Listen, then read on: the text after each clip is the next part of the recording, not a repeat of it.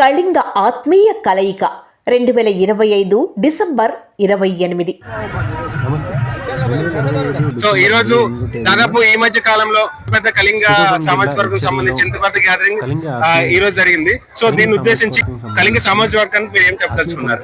అసలు ఈ ఉత్తరాంధ్రలో కళింగ ప్రాంతం చాలా పెద్దది. సో కళింగులు దీన్ని ఏలేరని చెప్పి కారవేలు నుంచి క్రీస్తు పూర్వం 2వ శతాబ్దం నుంచి మన కళింగ ప్రాంతానికి ఒక ప్రసిద్ధి. అందులోంచే వచ్చింది కళింగ కులంతో పాటు వేరే కులాలు కూడా. బట్ మన అదృష్టం ఏంటంటే శ్రీకాకుళంలో కళింగులే ఎక్కువ మంది ఉన్నారు. కళింగ జనాభా ఎక్కువ ఉంది.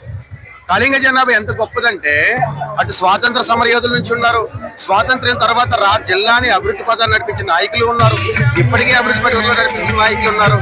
అన్ని ప్రసిద్ధ రంగాల్లో అది విద్య అవ్వచ్చు, వైద్యం అవ్వచ్చు, న్యాయశాస్త్రం అవ్వచ్చు, వ్యాపార రంగం అవ్వచ్చు, ఎన్ని రంగం స్పోర్ట్స్ రంగం అవ్వచ్చు. ప్రపంచ చరిత్రలోనే ఒక కళింగ క్యాస్ట్ ఉంది అంటే వాళ్ళు అక్కడ ఒక రికార్డు క్రియేట్ చేసినటువంటి గొప్ప క్యాస్ట్ మంది.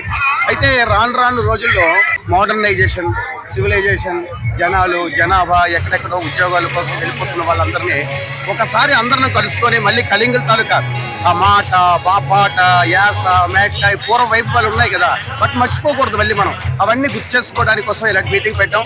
చాలా అద్భుతం. మా జనాభా 5 లక్షల మంది ఉంది అంటున్నారు రాష్ట్రం మొత్తం మీద, దేశం మొత్తం మీద, ప్రపంచ నలుమూల. అందులో సుమారుగా ఒక 50,000 మంది వరకు ఈరోజు చేరుకున్నారు ఇక్కడికి. అందరికీ రిప్రజెంటేటివ్. చాలా ఆనందంగా ఉంది.